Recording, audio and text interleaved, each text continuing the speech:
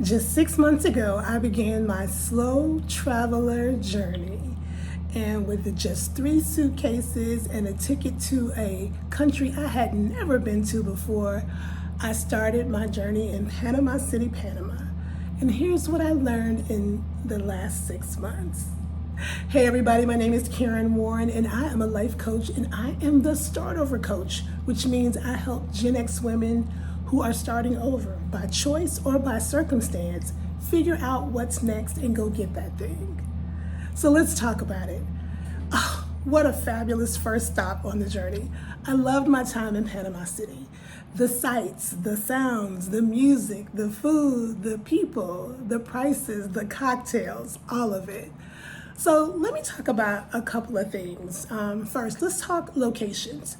So I had never gone to Panama City before. I'd never been to Panama, and so my idea was instead of booking a 6-month stay somewhere, sight unseen, that I would go from neighborhood to neighborhood every 30 days or so to kind of learn the vibe, to kind of see what was walkable, to kind of feel my way around the city. All right, so first stop for me was Barrio. I had done some research and discovered that that was the financial district and that it would probably be a good first spot for me, a soft landing. And so I got this really cute Airbnb on the 15th floor and me and my 3 suitcases in this tiny 2-bedroom apartment. Now here's what I will say about Panamanian real estate. In America, we like it big. And even though I had a 2-bedroom apartment, it still kind of felt like a 1-bedroom apartment. Why? Because there was no dining room. Turned out my dining room and my desk, the table, that was the same thing. But not a problem. I made it work. Why? Because it was a beautiful space, security downstairs, an amazing rooftop restaurant on top. And it was centrally located, so I could walk to coffee shops and to the grocery store, although that was a bit of a hike in that particular area. The gym that I joined, it just was a perfect spot for me to start off, and that got me started. Next stop was the Bay Vista neighborhood. I stayed in a small walk up, so maybe I think there were 4 floors. I stayed on the 4th floor, and that space was also nice. So a little bit different, kind of like a mixture of people who live there, so locals and Airbnb rentals. But that was truly walkable. I was able to walk to the Ray's supermarket, couple of blocks away, and then across the way from me there was like some hot chicken place, a wonderful fonda, and a bakery, I'm telling you, that made all the delicious treats. Get you in trouble every time.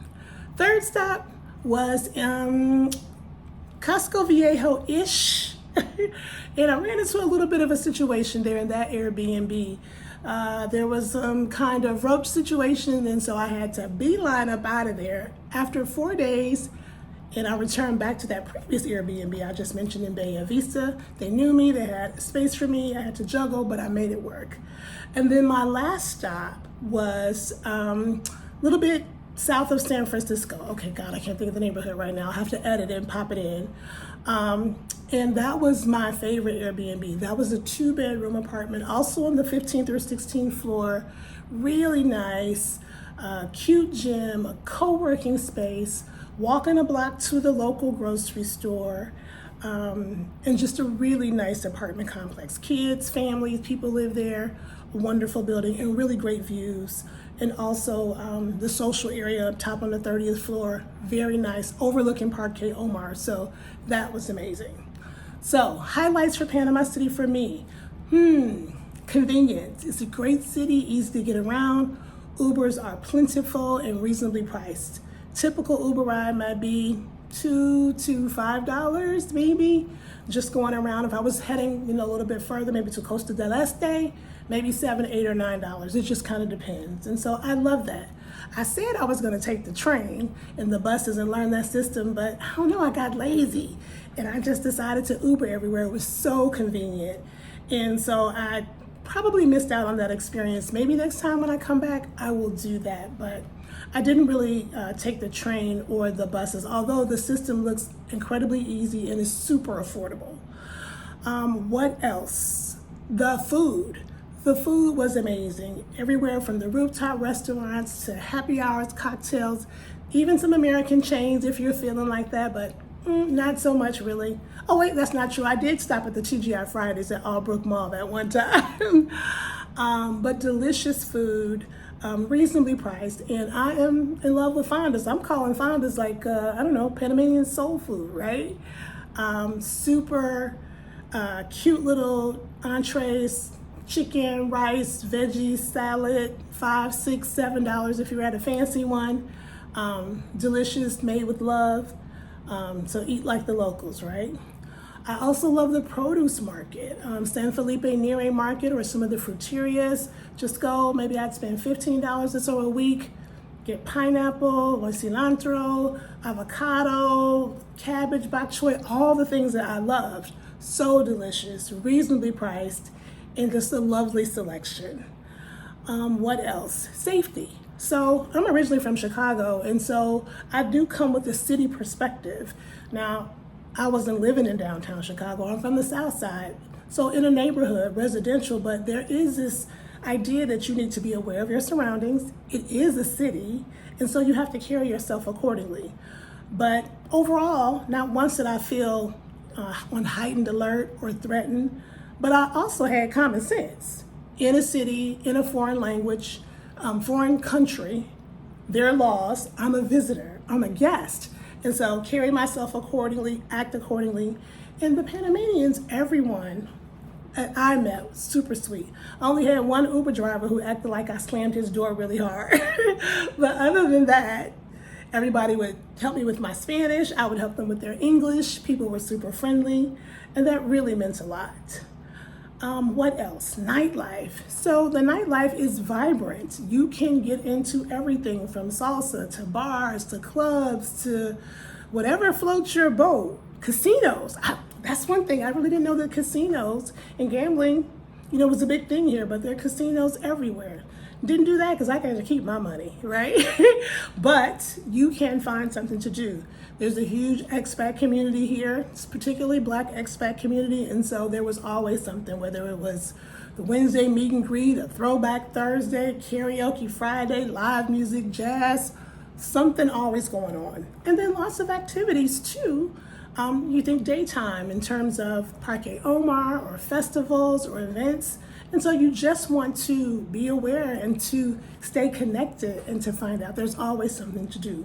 Or sometimes, because the only child in me didn't want to do anything, you can chill at coffee shops. Panamanian coffee, chef's kiss, so good. Now I'm no coffee snob. I like a good cup of coffee, and Panama did not disappoint. I loved going to Momo Coffee Shop in El Barrio, Cafe Unida, and just all around there's really delicious coffee pretty much everywhere. And so that was always a vibe for chilling, for me to do a little bit of work, or to just relax and get up out the house. What else would I want to tell you all about Panama City? I think it can be affordable. And so again, you need to watch your coins. You can live on a budget, but you have to also decide what does that budget mean for you, right? And what you might get for $700 a month versus what I'm willing to pay for $1,600 a month might be totally different. And me personally, I also opted for Airbnbs, right? Because I wanted that extra level of security. I wanted everything included. I wanted that platform to work through because I'm just a visitor. And so I did not want to worry about a 6-month rental or getting my cable turned on or having to deal with vendors when I don't have a Panamanian bank account because I'm just slow traveling, exploring, and discovering. So I think what I'll do is pop a few photos in at the end of this video, maybe kind of tell you all some of the things that I've experienced. But yeah, what did I learn about Panama? It's a beautiful place to be. What did I learn about myself? That 3 suitcases is a lot. And I gotta get lighter, right? Because I wanna be able to carry all of my things by myself. And when you have 3 suitcases in a backpack with your laptop in it, it gets a little bit hairy. And so I'm struggling to figure out how I get lighter. But that's the thing I'm gonna work on. The second thing is that the dollar store there has everything I need. So when I go to an Airbnb and I set up, I can get containers or any other little things that I need just at the dollar store. I don't have to bring everything from home. It's not that I was really trying to do that. I just wanted to be comfortable. Because you guys, this is my first time like leaving everything, selling all of my things, donating, giving things away, and starting this lifestyle. So I wanted to be comfortable and I wanted to take care of myself, and I was willing to pay extra for baggage and for fat bags at that, which is an overweight fee. Now, not so much. So we will see come chapter 2. So let me pop in some photos and kind of let you know what I saw and what I learned and what I experienced here in the beautiful country of Panama. Right now, let me just tell you before I go kind of what I did. I went to Panama December 2nd. And so I stayed there for my birthday, which is December 15th.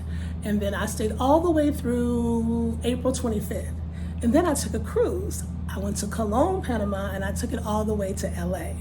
In LA, I stopped and met my cousin and my aunt, and hadn't seen them for a while. Okay, so maybe 13 years. Saw them. I met a client, came down from San Francisco, we had dinner, and then I went to Chicago to see my mom for the rest of the month of May-ish. Then I ended up right back in Houston to host my retreat, to see friends and family and kind of reset, maybe donate some more stuff and get rid of some things. And then guess what? I'll be headed back to Panama, only this time in the interior in Boquete on July 1st. So check out the photos. If you like this kind of content, you want to hear from a life coach who's slow traveling and doing her thing, please like, subscribe, and share. I'll see you in the next video. So here I am in the Uber arriving in Panama City. There are my 3 suitcases, and look at this cute little Airbnb in El Barrio. There's that desk / dining room table, and check out this rooftop. It's fabulous. My first cocktail in Panama City, a little queso, burger. I was famished. All I had to do was catch the elevator upstairs. Look at that view. This is a place called Daiquiri 23. And remember I was telling you all about fondas? Come on now, $4.95, chicken, rice, red potato salad, plantains. I'm a nasty girl, look at stuff at the dollar store. This is my birthday Italian restaurant and cocktails in the Cinta Costera. Oh, a beautiful walkway, people biking, hiking, doing all the things. And coffee, y'all, I told you the coffee's incredible. Oh, this is my New Year's Eve setup. Oh, more coffee. Time for my next Airbnb in Bella Vista. This is outing in Casco Viejo. We stopped at the chocolate store and got a little tour and samples. Fresh baked goods, cocktails, incredible. And the pineapple here is so sweet. It doesn't even burn your tongue. Oh, so delicious. Here's the market at Parque Omar. Ooh, more coffee. Look at that wolf. And then when I checked out of that Airbnb, I was at the Executive Hotel. I had a little dinner right downstairs in the bar. And here's me and my trainer getting our workout in. Oh, Holadre, so good. Check out this price of the biscuit, you guys, American stuff. Oh, this is my Uber driver. Notice he's driving 101 on the way to the airport. I had to run to Costa Rica. That's what this is for a business meeting. Another rooftop.